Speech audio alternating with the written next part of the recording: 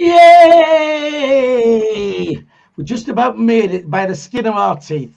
Good evening, welcome along to SAFC Fan TV, another edition of Monday Night Live. Joining us tonight, we have Steve Usher from Jalsey and Steve's channel. Steve, how's your day been? Hasn't been too bad. Just been enjoying seeing all the Geordie tears on Facebook and things like that. Right, okay. Well, that's another topic, right? Terry's with us as well. Terry, how's your day been? Yeah, usual Monday blues. Still a bit pissed off Saturday. 2 defeats in a row, not happy. Relegation 4 minutes. And Jack is with us. Jack, how's your Monday been? Yeah, not too bad. I always think you just got to get through Mondays, haven't you? Sometimes, it's a bit miserable. You're a bit wound up. It's not the weekend still, but we're all right. We're getting there. At least we're over it now. And now we're talking about Sunderland, so it can't be that bad. Mondays are great days, man. Honestly, I do like Mondays. Tell me why. Don't forget, you can join us on the live chat if you wish to do so. Take part in the show. Already on there, Las Palmas Maccamis first up as he normally is. Alan Robinson is there. And Emma, part of the show, says, evening, boys. And just joining us there, Michael McDonough. It's not looking very good, is it? 2-1 at Coventry. A bit of a sickener, really. Just the overall performance, first of all. What did you think of the lads did? Steve, do you want to kick us off?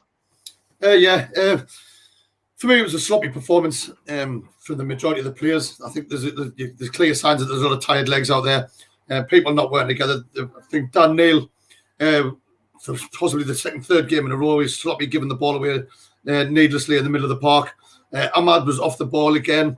But we did come up with some decent football at times, and obviously Ahmad's finish at the end was a touch of class. But for me, the game was overshadowed by but I'm sure we're going to talk about it quite a bit. But the officials, absolute shocking, absolutely disgraceful. But we can't blame them completely because it wasn't the greatest performance from us, in my opinion.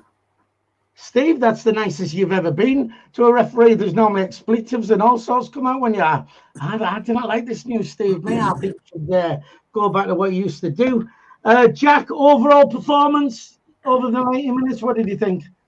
Yeah, we weren't very good. Where we had seemed to have a lot of the ball, but do very little with it until the 90th minute. It's becoming a bit of a recurring theme with us. We seem to be, particularly the last couple of games, rather than Coventry, we've had a lot of possession and a lot of territory in terms of playing the ball in their half, but the opposition are finding it too easy to keep us at arm's length, aren't they? We aren't. It's like a boxer, you know what I mean? A boxer's not really laying any punches. You can throw a few hands, but if you're not laying any punches on the other boxer, what's the point? You know what I mean? And that was us. We were a bit toothless, I felt. Sloppy for the goals. I felt we caused our own problems with too many, misplaced passes. Officials didn't help. I'm sure we'll come on to that, but we didn't really play well at all now, and that's a bit worrying for me because we didn't play well last Tuesday, and I thought we'd get a reaction on Saturday, and we didn't really. So I hope our season isn't going to tail off because we've still got quite a lot of games, a lot of football to play for. There's still an outside chance of the playoffs, so there's still plenty to play for this season, and I hope we aren't just thinking, playoffs is gone and letting the season tail off, because that would be a real shame. Right, fair enough. Just before coming to you, Terry, I want to quickly go to the chat.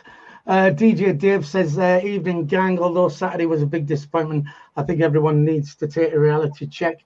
We are more than holding our own with what is a very, very young team who can only improve. We will actually get onto that. Telly says, too much farting about outside the 18-yard box. A few lads saying all right there. And Tony Lee joins us as well, says, all right, Monkey and the lads. And Marion Troll says, hello. 4 great lads. Well, I would say, Marion, 3 great lads. Just work out which 3 yourself. It's up to you. Terry, overall over the 90 minutes.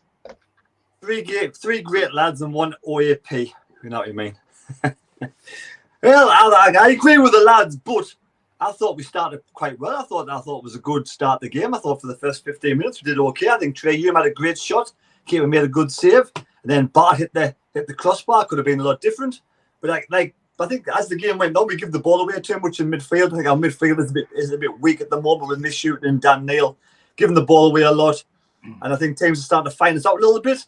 And like the lad said, there's really no focal point up top. We're missing Stewart so much. There's no talisman up there, and we just get to the last final third, and there's not many bodies, not many players want to break the net to try and get in the box to put the ball in the back of the net. So overall, I'm very disappointed in the officials and all that. But like I say, we started off well, misplaced passes, and nobody up top. And to be fair, that's that's the owners and Speakman's fault for not sort of looking at the problem after Stewart got injured. We knew this was going to happen at some point. We knew eventually we were going to run out of ideas and we weren't going to score the goals. And I think it's just very disappointed. Right, fair enough. Paul Morrison on the chat says even the Sky commentators commented on the lack of a striker and how it would ultimately cost us. Alan Robinson says KLD and Speakman to blame. Oh, a bit harsh there, I think, to be honest. Right, well, fair enough. First goal, what they scored. A couple of fouls in there, weren't there, on our players. We'll get onto the ref just shortly, but was one of them a foul at least, Jack? Yeah, it was definitely looked like a foul to me. It looked like he sort of bottled it, in front of the home crowd. He didn't want to give it. He was definitely at least one. And then they play the ball in the middle, and the lad slots it into net, and it's really frustrating because it seemed like a blatant foul on the touchline for us. I do think though sometimes we have to be stronger. I do think as a team that we do look a little bit physically weak, and that's something that we'll have to look at, in the summer.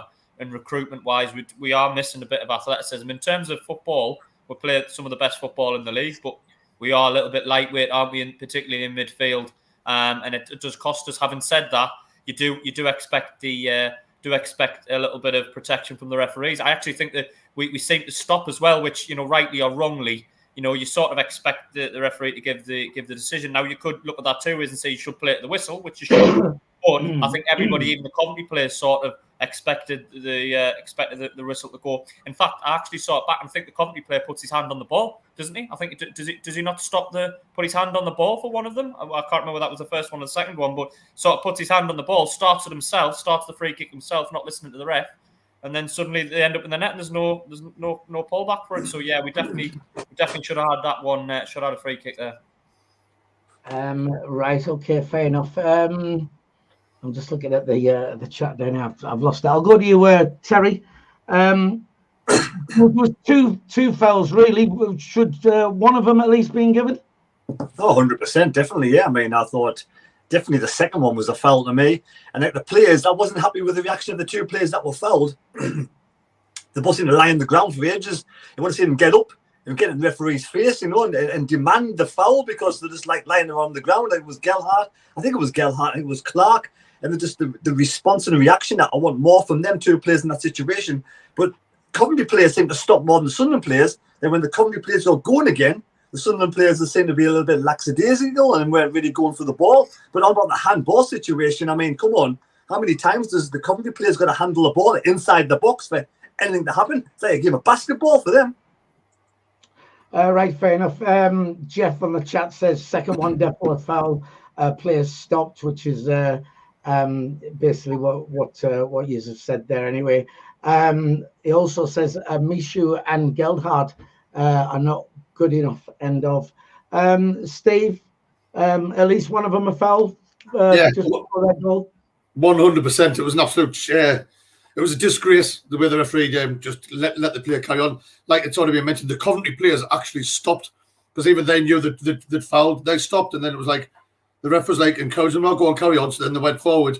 You're right though. You've got to play at the whistle, but the fact that he didn't give either of them as a foul, it ended up costing us daily, and it set the tone for the rest of the game with how shocking the officials was. Right. Okay. Mentioned for you, Steve here off John Dawson. Steve and Gilly love your videos. Are you doing it with somebody else now, then, Steve? No. So at least I've got my name right. There you go. Stephen Giles, anyway. we're better placed than most of us would have imagined.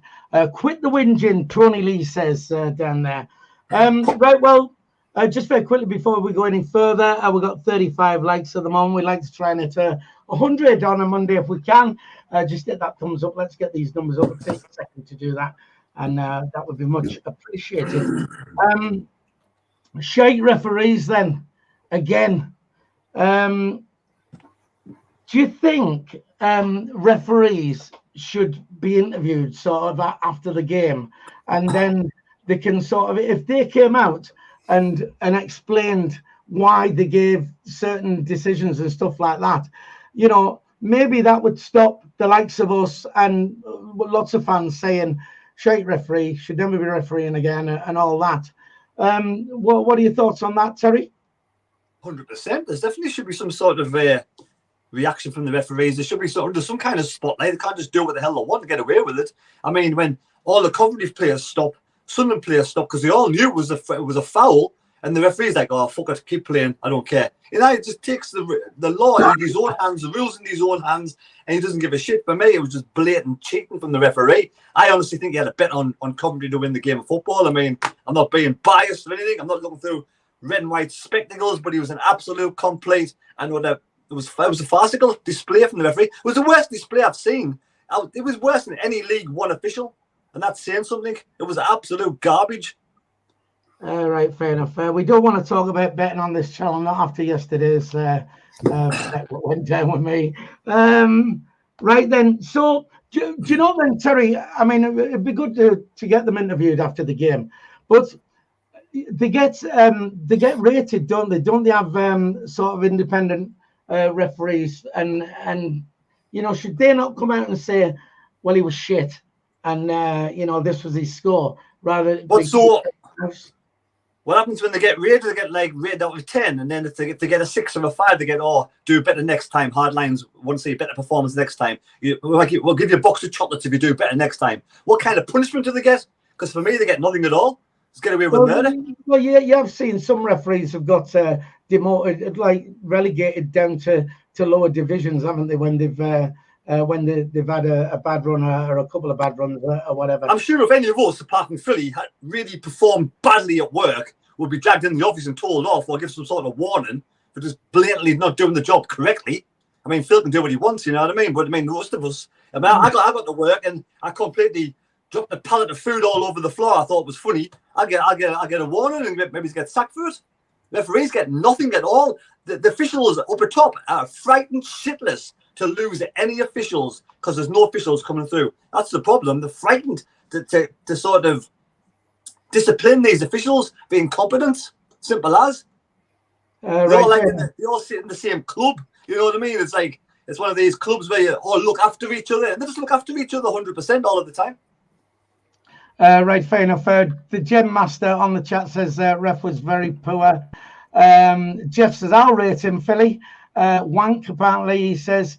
And Stephen Winship says he mentions Tony Lee, calls him Alan Lee, and he then says, sorry, Ant. For anybody on the chat, by the way, he does say Ant Lee, but his name is actually Tony. Everybody, all his mates call him Tony. He is Tony Lee. Jack, shite referees. Should they be interviewed so they can come out? It might like soften the blow, and if they explain why something's been done, we might go, fair enough. I don't think it'll make much difference, to be fair. I mean, I don't think if he comes out afterwards and suddenly says, oh yeah, that's what I thought at the time, I don't think that's going to change Terry's opinion on matters, is it? Looking at how much he's venting, and now would be the same. Do you know what I mean? I think the refereeing standards are getting worse and worse, and I think there has to be some kind of a retrospective action against referees.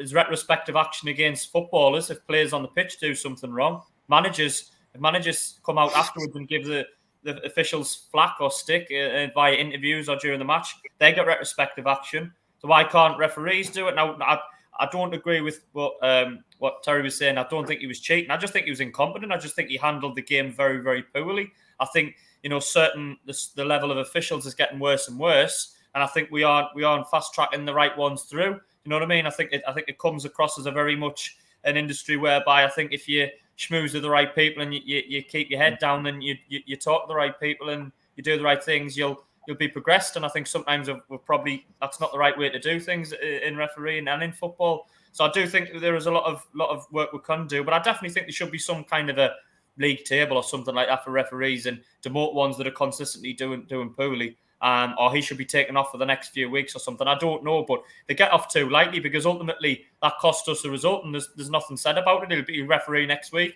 He'll get another championship game next week and it'll all be forgotten about apart from we've lost a point or 3 points. So there has to be something.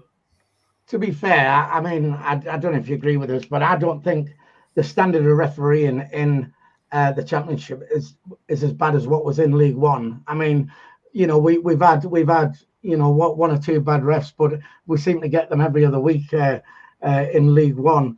Just very quickly, the Exile Mackham Owen, part of the team down here, said, we can't keep blaming the refs. Our failure to recruit a striker is the reason we don't score enough goals. Steve, your thought on the referee? Was he really, really shite? And coming out interviewed afterwards, would that maybe solve some of the issues we have? I agree with Jack. I don't think it would make much of a difference. I mean, they'd come out, they'd probably just piss you off even more because you can blatantly see like the decisions. Like for our game on Saturday, for example, there was 3 times they handled in the box. One of them, the referee couldn't be in better position for it, and he completely missed it. That was the one in the first 5 minutes. But the lads are right. You need to be accountable. The players are getting judged every time. They get newspaper articles, they get things on media written about them, and if they have a bad game, they get slated. So referees, there needs to be a hierarchy that will come down and do a review on them, or so that we can see it and things like that. Because, like you said, sometimes they get demoted. How's that fair on the teams that's in the lower leagues? If they're not capable of doing the job, quite frankly, they shouldn't be doing it. And if they should be judged by, if you make mistakes like that, you should be getting looked into because it was like Saturday's was an absolute joke of a performance, and like I say, it cost us the game. Jack, you want in there? Yeah, I think one of the most annoying things that I see from referees is they can't differentiate between when it's a player using his physicality and when it's just a blatant foul. I've got no problem with a player being physical and being a bit strong and winning the ball. That's not a problem. I think that's something we should get better at. But they can't seem to differentiate between that when a player's being genuinely physical and within the law of the game and when he's just blatantly fouling. Because some of the time on Saturday, they were just blatantly fouling, pulling back, tripping, whatever. And he was just waving it on as if to say, like, it's part of the game. It's a physical game. It's like, well, no. Yes, let a little bit go when they are being strong. But when it's a blatant foul, when you're talking about not attempting to play the ball at all and blatantly fouling it because we've got a quick player against one of their more physical players, you should be blowing and you should be protecting the players. And I think he waved too much on and just was like, yeah, just get on with it, which... When you've got a team like ours, which isn't as physical as most opposition, that's where you need a bit of protection from the referee, and we've got absolutely nothing. Terry? Yeah, I mean, imagine if you're the referee after the game and you could not lie, and you asked him, why didn't you give all those free kicks to Sunderland? I had a bet on Coventry. Listen, I mean, it happens time and time again with referees, though. I mean, how many times? I mean, goalkeepers are overprotected as well. They should maybe change the rules because, you know, touch a goalie and that's it. And I mean, the amount of times you see players just fall over and they get a free kick and you think, and I mean, we do it as well. I've seen us do it, you know, but I don't know, like I said, maybe change the rules and make it a bit tougher, if you like, Steve. Just going back, if you look at Saturday again with that ref, obviously he's going to be the topic of conversation. When he gave Diallo the yellow card because he moved his hand towards him and all that, so you give him a yellow card. A few minutes before that, when that carry on the sideline in front of the dugout, he was stood right in front of him. The Coventry player raised both hands and pushed. I can't remember who it was. Pushed him straight away, and the referee never did nothing for that. So Diallo raises his hand once and he got a yellow card, and then there's no consistency in it whatsoever. And that's something that a lot of referees, especially like League One and Championship ones that we've seen, there's no consistency at all. They're just, you can't give one decision for one thing and then not do it for the. If you do it once, you've got to do it every time. Or if you leave it once, you've got to leave it every time. And it was a fucking joke. Sorry. Right, fair enough. Emma says midfield was weak. Owen says VR should be used in the Championship. DJ Sizzler Watson, I'll get wrong for reading this one out. Gelhard is like Gelder's pies, shite. But seeing as that's my sister-in-law's, was my sister-in-law's business, I'll be getting around for that. Terry, what do you want to say?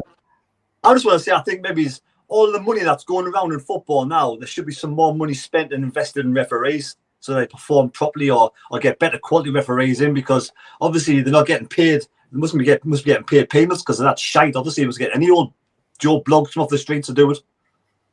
Right. Brian Watson on the chat says, God, we make excuses for defeat. It's the players play to the whistle. No, we're not necessarily making excuses for the defeat. We're having to go at the referee for being poor. And that, that can work both ways. You know what I mean? It's just, there was definitely a foul before their first goal. Should have been pulled up. They wouldn't have scored. Jack? Yeah, I think the XR Mac has made a good point as well, though. I think our players need to be giving the referee a bit more stick, because when you know that you're not getting any of the decisions, that's where you need your players to be in the referee's ear. And I think it generally with the referee and against other teams, I just think we're too easy to play against. Teams must come up against us and think, Sunderland are a good team, but we're going to kick them off the pitch. They're not going to get any protection off the referee, not going to whinge and moan, and we'll just be physical with them and we'll get away with it. So I do think our players need to be not necessarily tougher, but just not as nice, not as accepting of the decisions, round the referee every time one goes against us, because when you've got a referee like that that's weak, I think you can influence them, and they were doing it. Other teams do it against us. I'm sick of us being the nice guys that don't do it. Right. Well, Jeff is in replying to you, Jack. There says Dan Neil did. And he got booked for it. So, work that one out. Steve, was you one in there? Yeah, that's what I was going to bring up that point. I disagree with that. One of my biggest pet hates in football is when people go up and get in the referee's face. I think once the whistle's gone, the rules, especially as a professional footballer, that the decision can't be changed. And one of my pet hates is when they get in the faces and the whinging and they're asking for yellow cards to be given, or like trying to get players in trouble. Like I said, Dan Neil did get in his face because he was sick of the bad decisions, and then the next time he made a challenge, he got booked for it. It was the first yellow card of the game, which it shouldn't have been. There should have been ones before that for Coventry. But as soon as he did argue back, he was then fresh in the referee's mind. So the next time he did anything, he got the yellow card for it. I just think, not that I watch rugby, but I think that it needs to be done more like that. So they wouldn't dare go after the referee. But the referees perform in rugby, and what they say goes. But like I said, the referees in football are just looking shite at the minute. Right, okay. Only Fools in SAFC, which is our win, says can blame the ref all you want, but if you don't take your chances, you don't win games. They had a centre forward who we were terrified of. Also on here, the Exile Macamoin says ref earn up to 70k a year. Is that right in the Championship? I mean, I imagine it being so in the Premier League, but if you say so, we will take your word. The thing is, Phil, right? You can say don't take your chances, but when they handle the ball twice in the penalty box, blatant handballs in the penalty box, surely that's the penalty. When their players are fouling our players, we're getting away with it, and then scoring goals afterwards, you're disadvantaged straight away. You're basically playing against almost 12 men, so it's always going to be more difficult. When you haven't got a striker like Rustute on the pitch, that even makes it even more difficult. So that's partly the club to blame, but also we can't see what the referee is going to do. The referee should be fair and even, and it should be across the board. If we handle the ball in the box, I guarantee we get a penalty against us. Right. So you're disagreeing with all the people in the chat who are saying you can't blame the ref. You're saying you can blame the ref. I can blame the ref for certain things. Yes, 100%. The referee was poor on Saturday, the worst ref I've seen. And also, we should have at least one penalty, and one of those goals should have been chalked off. Then we probably would have been a 1-1 draw. So did the referee cost us the game then? I reckon the referee was partly cost of the game. Yes, I think there's loads of other reasons. I think the lack of having a striker up top, the focal point of Ross Stewart, the lack of a stronger midfield. Our midfield's been found out now because they're a bit weak at the moment. And for me, we need a strong. We all were crying out for a real brick shit house of a midfielder to come in the January window. It never happened. That's these two reasons, but also the reason is because they didn't do it because they have no intention of wanting to get promoted this season. If we get promoted, we'll get promoted, but they've got no intention. This is their plan to stay in this league this season. I predicted 12th at the start of the season, so I can't be disgruntled. But when you get in a situation where the playoffs are there for the taking, but we don't progress. We know we had Ross Stewart injured. We didn't replace the striker. We know we need a real strong midfielder, but we didn't get one. Them two are the failings of the club. The club is progressing, but obviously not as fast as we wanted to do it. All right, okay. SAFC Jane on the chat says we need to start taking shots instead of trying to walk the ball into the net. We got 60 people on 60 likes at the moment. We've got 140 people on the stream. If you can just hit that thumbs up, we're trying to get to 100 as we do on a Monday. You're watching on a mobile device in the live chat. So I'm just close that. You'll see the thumbs up. Just smash that like those numbers up. Likewise, if you're watching and you haven't subscribed to the channel yet, it's free to subscribe. Just hit that subscribe button. That helps our channel out immensely. Were you happy with the team that started then, Steve? I think it was the team I expected.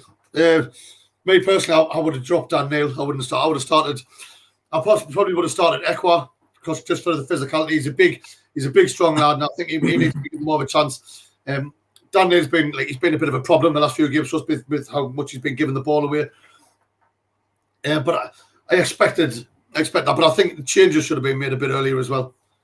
Right. Okay. On the chat, Will Allen says, "Bring Matete back from Lincoln." Charlie Rowan says we were just exhausted against Cov. Only reason why our performance was so poor. Behave yourself, Charlie. These are young, fit lads. They're not exhausted. Jack, were you happy with the team that started? No, not really. I think we should have gone with either Ekwa or Bar in the middle. I wouldn't play both Dan Neil and Mishu together in the middle when we're away from home because we're just weak in the middle. We are weak. We get played through too easy. Not just the physicality side of things. Both Dan Neil and Misha were inclined to go forwards. They're both inclined to go forwards and pick up balls in the midfield. Now, that's great when you're attacking, you're trying to probe through. But the problem is, if the opposition get the ball, you get played through it. Happened at Rotherham on Tuesday, and it happened time and time again on Saturday. We were played through with too easy through the spine of the team to attack against, and ultimately, it means that your defence is under pressure more than they need to be. If you've got a strong spine in your team and you have at least one sort of defensive-minded midfielder like a Corey Evans, I know he's injured, but he offers that protection. And you should never ever play away from home, particularly. You shouldn't play Misha and Neil together in the middle between now and the end of the season. At home's a bit different because you have more possession, but and teams sit back a little bit, but we shouldn't have played them both together. So definitely Ekwa or Bar. And I would have probably liked to say Pritchard as well, start, because I think that, well, I think he's been one of our better players recently. So I was surprised that he didn't start ahead of maybe Diallo, who hasn't done much. I know he did score, but I don't think he had that great of a game. Right, okay. So not the referee's fault that we lost. Tony Mowbray's fault, Jack? I think the referee played his part. I certainly think with a better referee, a referee that was more inclined to give, a fair decision to us and the less physical team, I think would have done something. I think Tony Mowbray didn't do a great job. I think it was probably a combination. It was a combination of the fact that we just didn't play well as well. I mean, we can make excuses, but we didn't play really, really well for the whole 90 minutes. But it wasn't a great game, and I think it was a combination of those things. Right, just on the chat very quickly, Keith Peverley says, I agree that Ekwa needs to start. DJ Sizzler Watson says, why haven't we looked at any free agents? We have nothing to lose. Alan Walton says, Will Allen, he's at Plymouth. Terry, were you happy with the team that started? Again, exactly agree with Jack and probably with Steve as well. I think the midfield is too weak. I said it last week I think it was the Thursday, I would have dropped Dan Neil and brought in Luke O'Nien. I would have been happy with Ekwa, but I need someone a bit of bite in midfield, someone a bit stronger, someone's going to put the boot in. Again, I thought, like I say, Ahmad's been off his game. Ahmad, for me, be more effective in the situation when you're playing 2 games a week to come off after about 60 minutes, and that's when other teams are tiring and they have his speed and his skill. So I probably would have started Pritchard for the first 60 minutes. But, ifs, buts and maybes. We're just missing Ross Stewart, that focal point up front, the experience of Ross Stewart as well, helping out in defence. We're just missing them big time. And free agents, never going to happen because they don't want to spend the money, simple as this season. They want to keep as much money in the bank as possible. We've got no intention of going up. If we did go up with the team we have, they'll take it. But obviously, they don't want to really push this season. But next season's the plan, next season. Right, okay. Did we get what we deserved out of the game? Nout, Steve? Yeah. I think if you look at the bigger picture, I mean, yeah, obviously we're slagging the referee off because he was shite, but like Jack said, we didn't play particularly well. So, and it is about taking your chances. They got the chances, they played to the whistle, and they scored them. I don't think we deserved anything from the game. Like I said, maybe if the starting lineup should have been different in certain positions. The players are like weak. Like people saying they're tired. That's not really much of an excuse, to be fair. Like you said, they're all young lads. But overall, Coventry got the win because they were up for it more. They played to the whistle and they took the chances when they got them. We simply weren't at the races on Saturday, and when things need to change and improve. Right, fair enough. Ryan McCormack says, well said, Terry. He agrees with you there. Emma says it's the players' fault. They're the ones on the pitch. End of the day, yes, Tony picks, but he's very limited. But he also played the squad the fans shouted for against Rotherham and got beat. So for her, it's the players. Terry, did we get what we deserved? Nout? I'm going to say no. I'm going to disagree with everybody. I'm going to say when you're playing against 11 and a half, 12 men, you're disadvantaged straight away. I thought the first 20 minutes were decent. We hit the crossbar. Zoom had a couple of good shots. We had Matt had a hit shot in the second half. But when you go a goal behind like that, when you know fine well, you should have had a free kick. When you have two handballs, you know, there could have been two penalties, one at least. You would have been level pickings. Should have been a draw at worst. For me, it just proves that how incompetent the referee was. And it can sway games. It can affect games. And when you're chasing the game at 1-0 down, you're chasing the game. We were chasing the game. Roberts in the box could have scored. We're going for it. Then you're always open to the counter-attack. And we had a sort of a sucker punch towards the end when Ballard was sort of the Yorkies did really well again the wrong side of Ballard and put the ball in. But you're chasing the game then. If you weren't chasing the game, it'd be different cat of fish. You wouldn't be you wouldn't be 2-0 down for me. I just thought that, you know, the players weren't fantastic. Of course they weren't fantastic. Coventry players not fantastic either. So I thought it was more of an even Steven game. I just thought the referee completely spoilt the game 100%.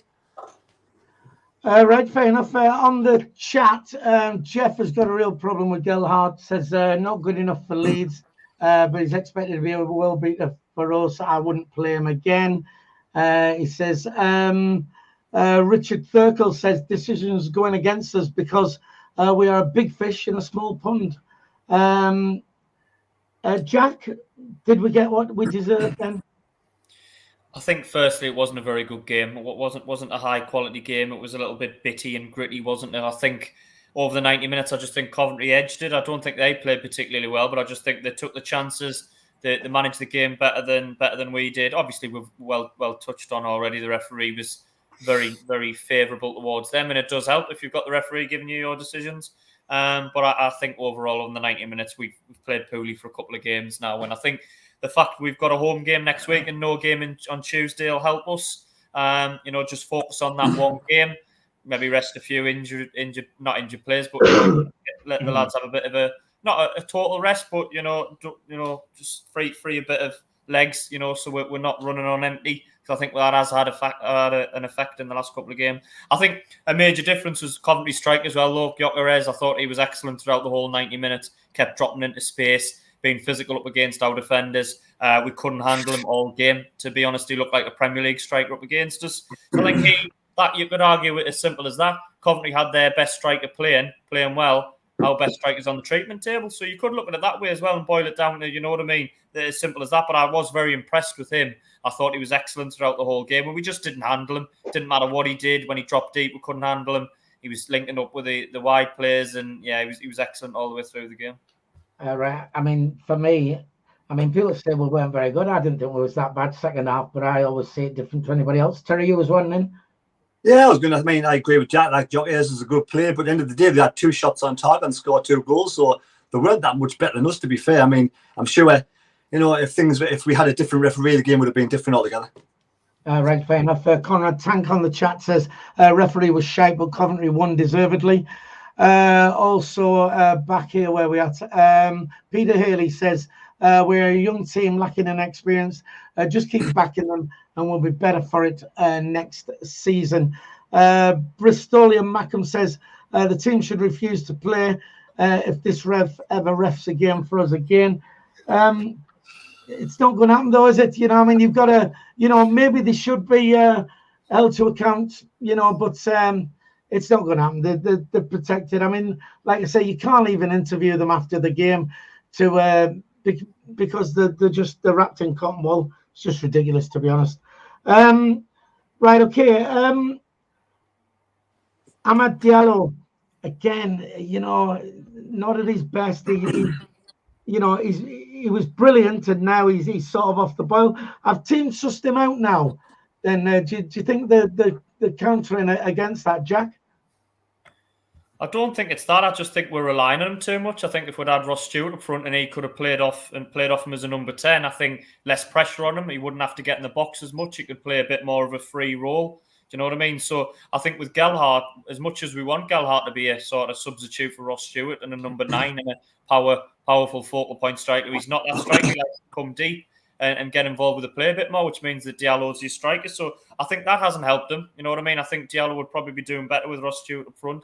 And I just think he's a young player and he's out of form a little bit. He was great a few weeks ago, but I think the last real good game he had, in my opinion, was Middlesbrough. I think he's had a few since then that hasn't done very well. And he probably needs to be taken out the firing line a little bit. But this is where it comes back to our complete lack of options up front. We've got nobody else other than him and Gelhardt, really, have we? You could play Pritchard in that role, but really, you know what I mean? People are criticising Gelhardt. I don't think he's been brilliant so far. So, you know, it's our lack of options hasn't helped him because he probably, in my opinion, needs 2 or 3 games away from it, or maybe to bring off the bench. But he has to keep starting because we're very, very limited with these options. So I don't think it's a case of that. I just think he's young and he's sort of out of form a little bit. Right, fair enough. Just before I forget, by the way, Jack, did anybody buy you a pint down in Coventry? Afraid not. No, whoever it was that said they were going to get us a pint, they obviously didn't see us or change their mind because I had a couple, but I had to buy it myself. Not that I've got a problem with buying them myself, but you got me hopes up there, Phil, on Thursday. I thought, it was only the lad made the comment, you know. I mean, Steve, have teams sussed out Amad now? Yeah, I don't think it's a case of the sussed him out, but I think that it's the way we play, the way we use him. It's clear to say that he's got a good partnership with Roberts, and the way they play football on the right hand side, it was working wonderfully. But that's kind of, he's always over the right hand side. I'd like to see him mix it up, go across to the other side with Jack Clark, or maybe Moby needs to change the way we're playing and like mix it up a few times. Like everyone's getting on Gelhardt's back, but we've kind of slotted Gelhardt in to play the Ross Stewart role, but he's a different type of player. So we need to adapt the way we're playing for different games and different team selections. I think Amad, we know what he's capable of. Obviously, he's a brilliant footballer, brilliant talent. But I do think, like Jack says, I think he needs to. I think we should put him on the bench and start Pritchard, and then bring him off the bench, let him get back in his flow that way. But I just think he's always trying to link up with Roberts, and there's not on the other side. I would like to see him go across the other side and maybe see what they can do with them, like with Jack Clark, and basically mix it up a bit. All right, okay. A lot of love for Jokeres. Tony Lee says he won't be at Coventry next season. Quality all round forward. Peter Haley says also, does anyone think that Amad isn't quick? He seems to struggle running past players. DJ Sizzler Watson says, I've got 30 pieces ready for Judas on Saturday. 30 pieces of what? We don't know. Terry, Amad has been sussed out now? Teams definitely know about them now, don't they, more than they did early on in the season, and that they are probably going to be marking him better and having more players marking him and Roberts, because that's just the nature of the beast. He's young. He's going to have to adapt his game a little bit. The people are going to be marking him all the time, and like Steve says, maybe he's going to do something a little bit different. But like Tony was saying in his interview, he was saying Gelhardt, you know, has to get into the box, but so will the players. Or the players are not kind of letting them down by not getting in the boxes themselves. They all want to do the little bit of trickeries and step overs, and they want to play a fancy football. They've really got to just pass the ball quickly and move and get the ball forward as quick as possible. We're a little bit slow in that respect, but I think, you know, he's only a young lad. All players are going to have different form, especially at that age, and you know he's going to have to learn. And it's down for Tony to manage him properly, and maybe he's like, say, put him on the bench or whatever. Just give him like the last 30 minutes where he can come on and be more effective. Right, okay. We're now down to 9th and dropping like a stone. 1 point in 1 point out of 9. It's relegation form and stuff like that. You know, it's not looking good. We're on a bad run. We've not got good teams coming up. It's all doom and gloom. So we're down to 9th. But should we not be happy with that, seeing as we have overperformed? I mean, without a doubt, none of us really expected us to be, flirting with the playoffs all this time. Is he going to do them noises on his phone again there, Steve?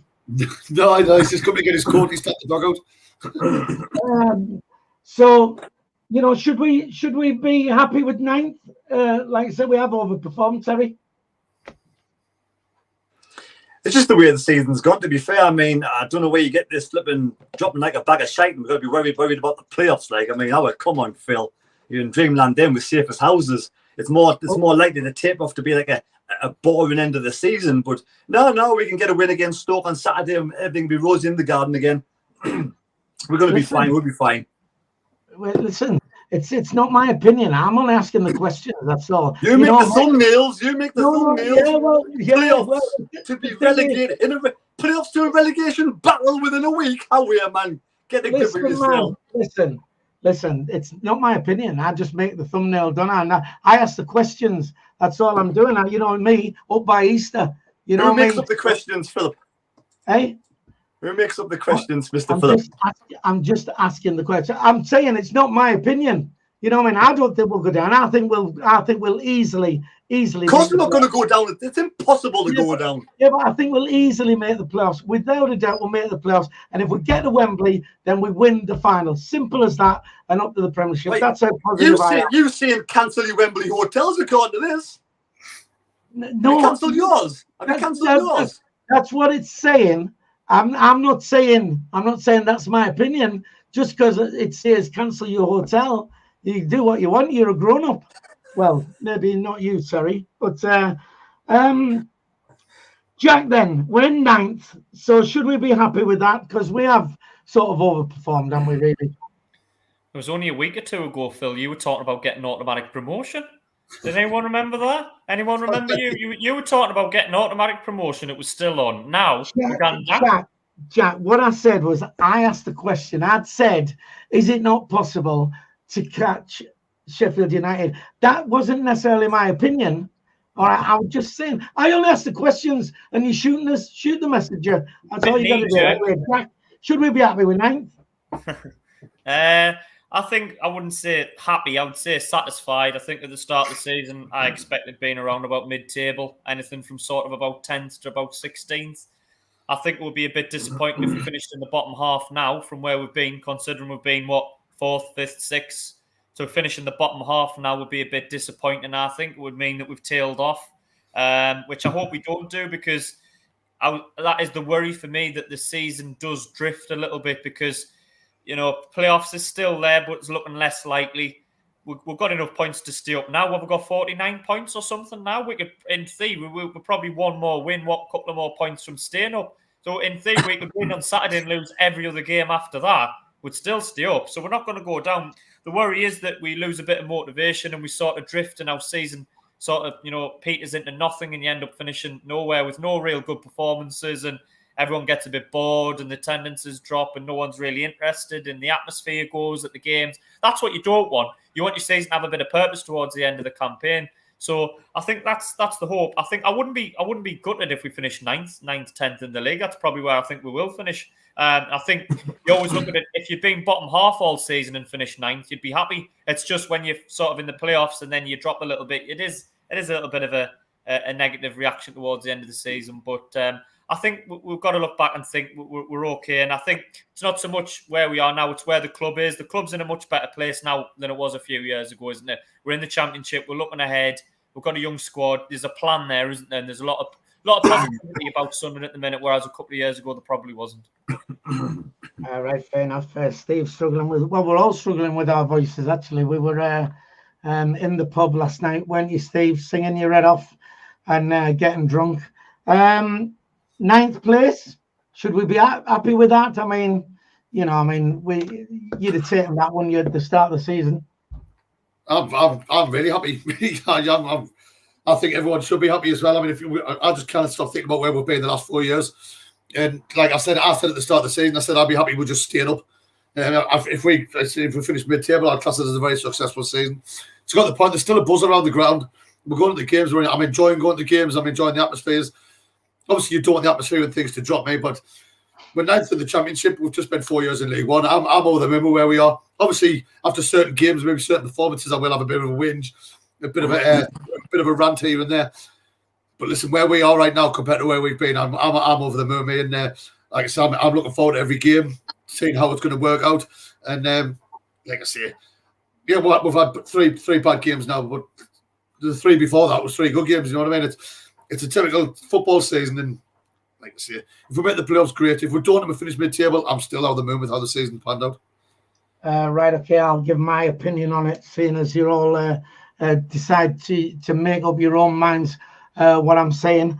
I'm not happy at all with 9th place. And at the start of the season, when people were saying, you know, if we finish, so long as we stay up, and if we finish 10th, I'll be happy.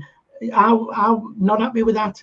And, you know, because I think, you know, we should be pushing for the playoffs. You push as high as you can, and then at least if you tail off, at least you're up there. So, no, I'm not happy with 9th place, and even more so the fact of how well we've been doing and hovering around the playoffs. It's not over. We're 4 points off. It's a tight league.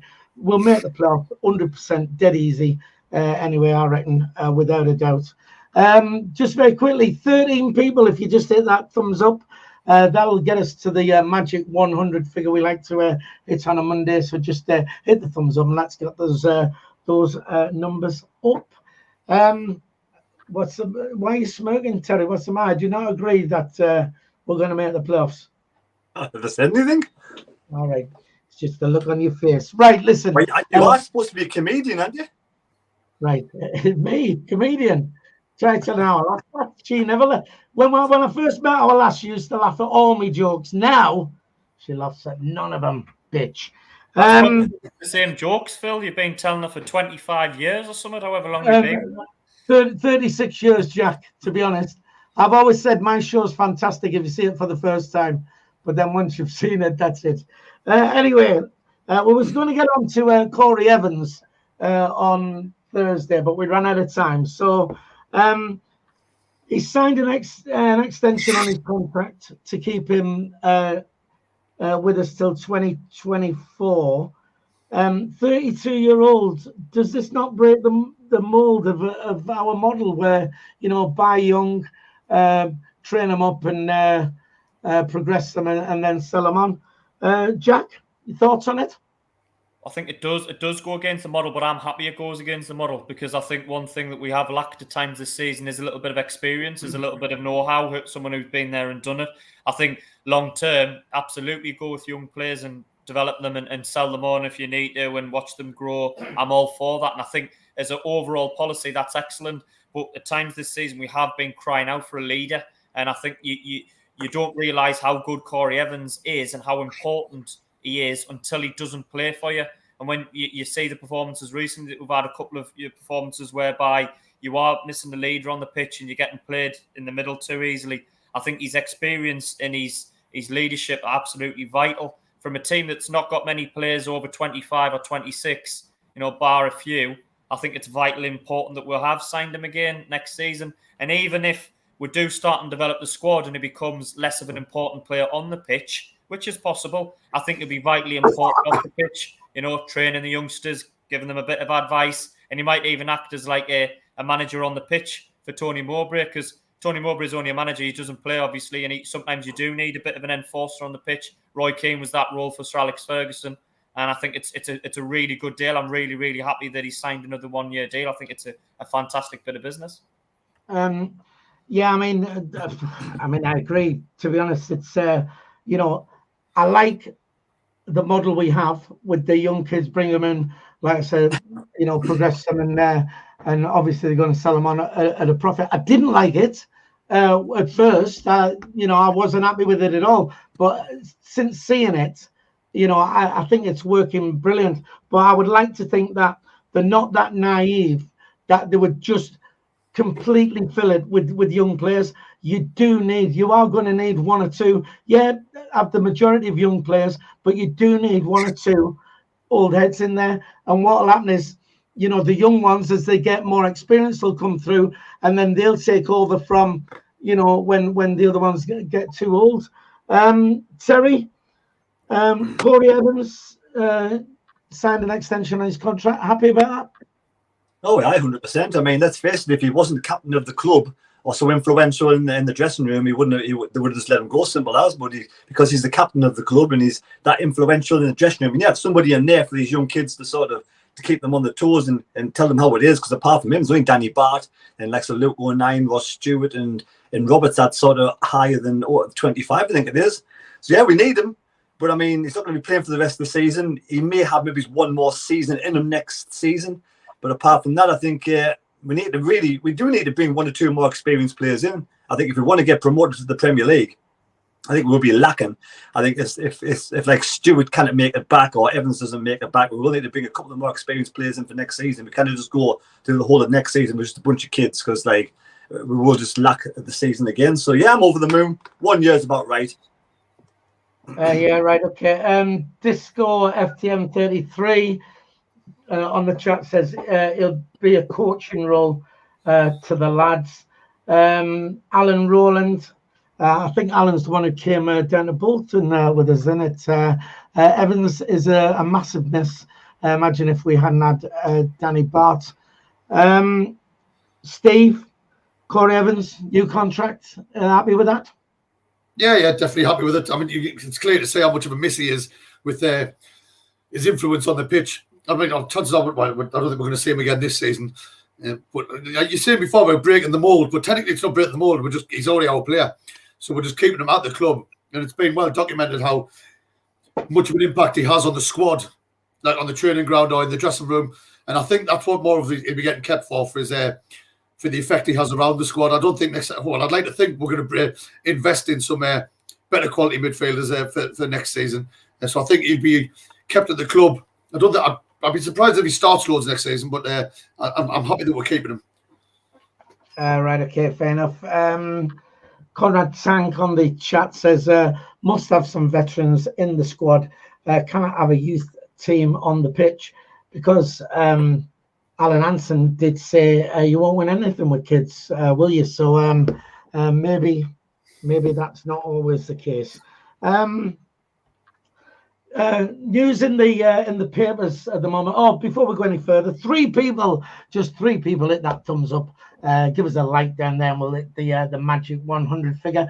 Don't forget, of course, if you're watching and you've not subscribed to the channel, please subscribe. It's free to do so. Hit that button and let's get those subscriber numbers up as well. In the papers this week, Anthony Patterson, senior England call-up. Is he ready for that, Terry? Senior England call-up, eh? I wouldn't mind him going. Like obviously, he's like maybe the third reserve keeper. There's a bit of experience. There's no harm in whatsoever. It'd be great for his confidence. I don't think he'll get like a start or even get the second position. But if he got like maybe he's a bit of experience on the bench with the lads, I mean, it could do no harm whatsoever for his confidence. Right. Okay. Jack, your thoughts on that? Anthony Patterson for England. England's number one. England's number one.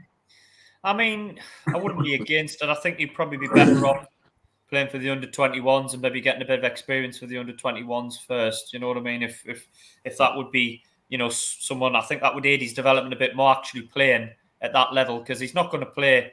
I mean, you've got probably at least, you can name 3 or 4 England keepers straight away off the belt that will be instantly miles higher than, you know, Jordan Pickford, Nick Pope, Aaron Ramsdale. They're the regulars that are going to be in the frame for England.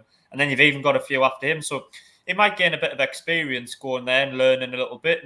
But I think he'd probably be better off as an under-21 or under-20 regularly playing rather than just sitting on the bench. Sorry, Jack. Nick Pope's suspended, mate. Or for England? No, don't matter. It's all right. I was just trying to be topical.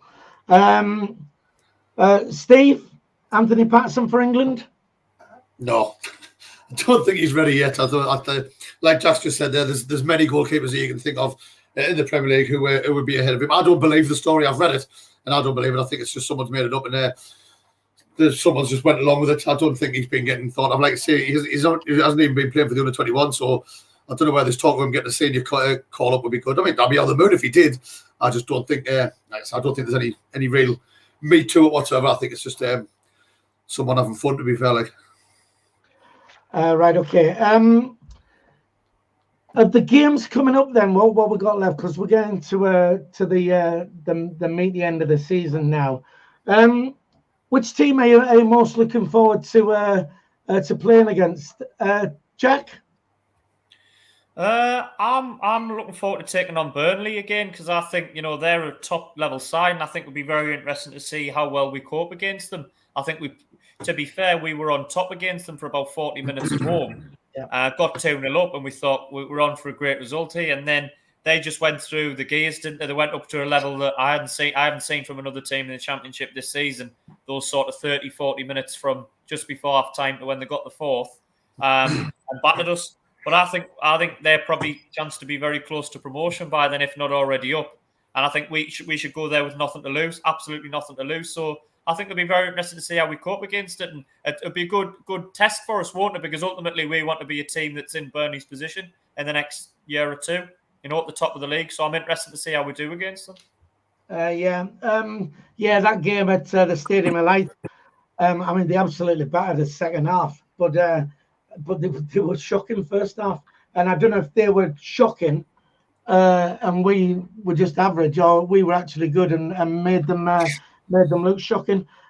Steve, are you most looking forward to playing of the teams we've got left?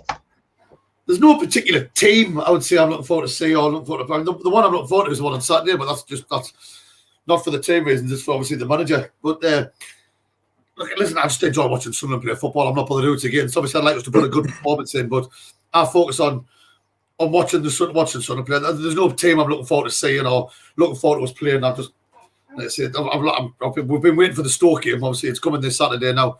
Just hopefully he gets right. Hopefully we'll have him and then give him loads of shit for it. All right, fair enough. Terry, who are you looking forward to playing before the end of the season? Well, before we go into that, I want to go into that thing Alan Hansen said about these kids, right, for Manchester United. But remember, you had Schmeichel in goal, you had Steve Bruce, Gary Pallister, and Eric Cantona in that squad as well. We've only got the likes of Bart, and that's it, really, haven't we? So there's a big difference in saying you can't win anything with the kids. You can't win the 6 quality kids, fair enough, but when you got you got a good spine there and with experience, that's what we lack, and we need a bit more experience in the side. Otherwise, we'll not get promoted next season. I'm with Steve. I'm looking forward to Stoke on Saturday. I want to go down to the touchline, see what kind of reception Mr. Neil gets. Listen, Terry, you love everybody and you don't hate anybody. Are you telling me that you would you'll go down to the touchline and you'll give Alex Neil dogs abuse on Saturday? No, I won't. I'll just watch and see what happens. Terry, man. I couldn't give two shits. Oh, Terry, man, you'll go and shake his hand. We beat them on Saturday. That's all I'll be happy about. Hey, Terry, man, you're useless, man. You'll be shaking his hand. Alex, can I have a selfie with you? Come on, get on my channel and all that. You'll be doing all that shite. Honestly, man, just call him a twat, because that's what he is. So simple as. Anyway. Spend your twats around here, Phil. Don't worry about that. There's none bigger than me. Right, listen, before we do go, because we're out of time, first of all, thanks. 107 likes, so thanks for in that figure. I had intended on not mentioning that game yesterday and them up the road, but for me to sort of praise the Mags is a rarity. But I want to say, they went to Trafalgar Square and they tried to do what we did. But I've got to say, hats off to them for cleaning it up. And I wish we'd have done that. The fact that they went and did that. So credit to them for that. But that's the only time you'll ever hear me be nice to the Mags. There you go. That's just about it, fellas. Do you just want to say bye? Oh, go on, Terry. Are you not nice to Karen, like? I'm always nice to Karen because she's my lovely wife. So there you go. Eat humble pie, mister. Well, no, it's all right. Well, she was. It was funny because I was waiting in Gatsby's and when they were 2-0 up, and I was saying, they'll all be saying, it's just a Mickey Mouse trophy now anyway. And Karen texted me straight away and she went, it's just a Mickey Mouse cup. So it was all, so there you go. But anyway, we're glad the result went the way it was. Well, not you, sorry, because you won all the North East teams to do. I had Manchester United to win. I had money on it, unlike somebody else. Who did you back yesterday? I put £100 on Newcastle to win. But only because I could not have bared sort of Newcastle winning. It would have ruined me day. So I thought, well, if they win, I'll have a bit of money out of it. Hold on, Phil. You put £100 on them to win. You're giving them praise for cleaning up at Trafalgar Square. Whoa! You're not telling us. Is there something you're not telling us? Are you a closet tag? I only put £100. I didn't mind losing £100. I was happy to lose the £100. It was just to try and soften the blow. So anyway, let's not go there. Praise. They shouldn't get any praise whatsoever on this show. Ever. No, they should not. That's right. And wash my mouth out. It's normally Terry who gives them loads of praise anyway. Like anybody, because he's everybody's friend. If I lost £100 yesterday, I wouldn't be on this flipping show tonight. I'd be in bed still. Right. Well, anyway, we're going to go. Steve, let's wrap it up. Just say bye to everybody. See you later, everybody. Thanks for tuning in. Terry. Goodbye, everybody. Thanks for tuning in. Thanks, lads, for being on. That's all right. And hang on, let me find my Brandon here. Thanks for tuning in. Thanks for hitting the like button. Don't forget to like, share, subscribe. It's free to subscribe. Just hit that button there. And if you are a member on this channel, you will see your name in the credits at the end. Thanks for tuning in, and we'll see you soon. Thanks a lot. Bye bye.